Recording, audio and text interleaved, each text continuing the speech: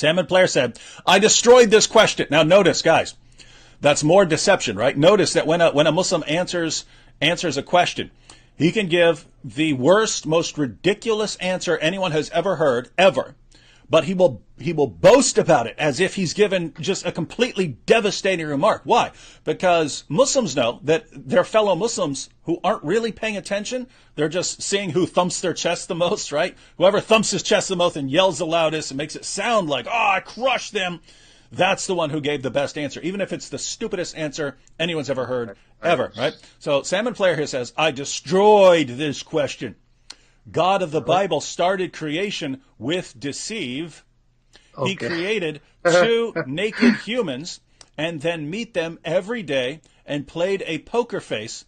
Then he was mad when his deception was uncovered. Okay. Are you even able to make sense of this? It looks like he's saying that he created Adam and Eve. He created Adam and Eve naked, but they didn't realize it, and God's sitting there meeting with them, and they don't realize they're naked, but then after the fall, after they sin, they realize they're naked, and now they're mad because they realize that that God had deceived them, right? God had somehow Man, if you were able to make sense out of that, I'm shocked. That's what you got? I'm reading it. I'm like, that's what you got, huh? Okay, I'm sorry. Oh, boy. Is that what he's asking, really? That supposedly they were naked and they were kept from knowing they were naked, and that's God's fault because he had a... Well, remember, right? They didn't realize they were naked. Yeah. So he deceived them into not realizing they're naked. Now, now, why don't you actually explain what that means there, Sam, before what it's like to live before sin?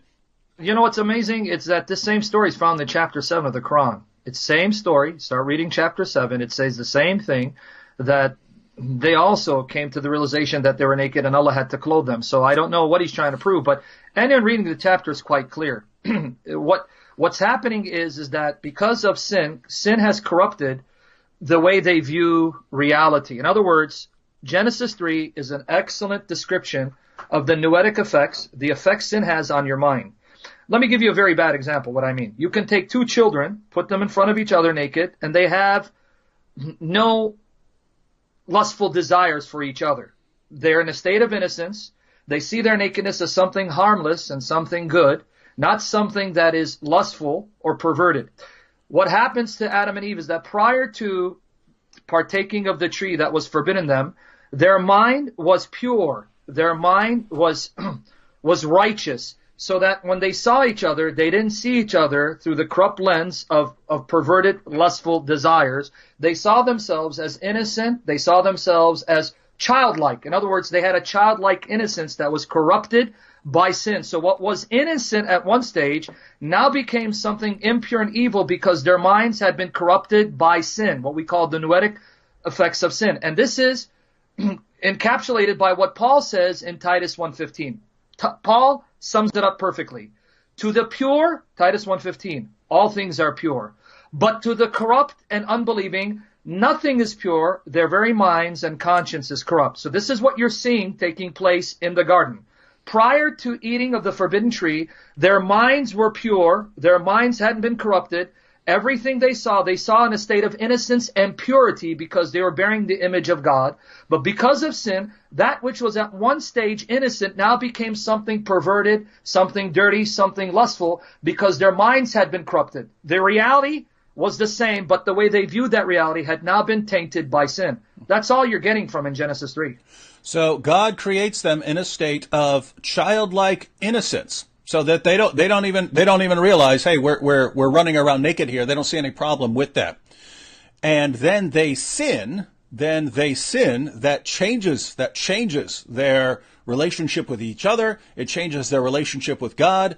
It changes everything. They realize that now they're paying attention to things like, hey, we're naked here. We're walking around. You know, what's going on here? God brings them up. God brings this up with them. Hey, something has changed here. Why don't you explain to me what you did? And then Salmon's players, you see, this is just like the God of the Quran deceiving Muhammad, deceiving his companions, deceiving literally billions of people over the centuries. It's the same thing. Guys, who would call this deception? Right? Yeah. God's not deceiving them. They were in a state of childlike innocence. They were in a state where they're not thinking in sinful terms. That changed because they did eventually sin. God brings this up to them. What's Sam and Blair's response? And, it's just amazing that we can say, hey, deception, because you're taking as your primary deity someone who brags about being the best of deceivers. We point out how this influences the behavior of the Muslims here, of Muslim apologists, of even a Muslim prophet like Muhammad, how deception can be viewed as a good thing. We look at that, and then what's the response here? The response is, Sam and Blair's response is, hey, I can even deceive some ignorant people here about the God of the Bible. I can deceive people. I can help Allah in his deception.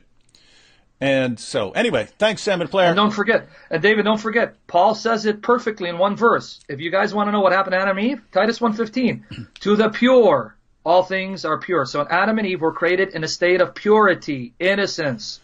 But to the corrupt and unbelieving, nothing is pure. Their very minds and consciences are corrupt. That's exactly what happened to Adam and Eve. That's exactly what happened in a nutshell. Prior to eating of the forbidden fruit, they were in a state of purity and innocence. So even their nakedness was something good, something pure, something innocent. Mm-hmm. Sin messed that all up. Mm-hmm. That's all you're getting there.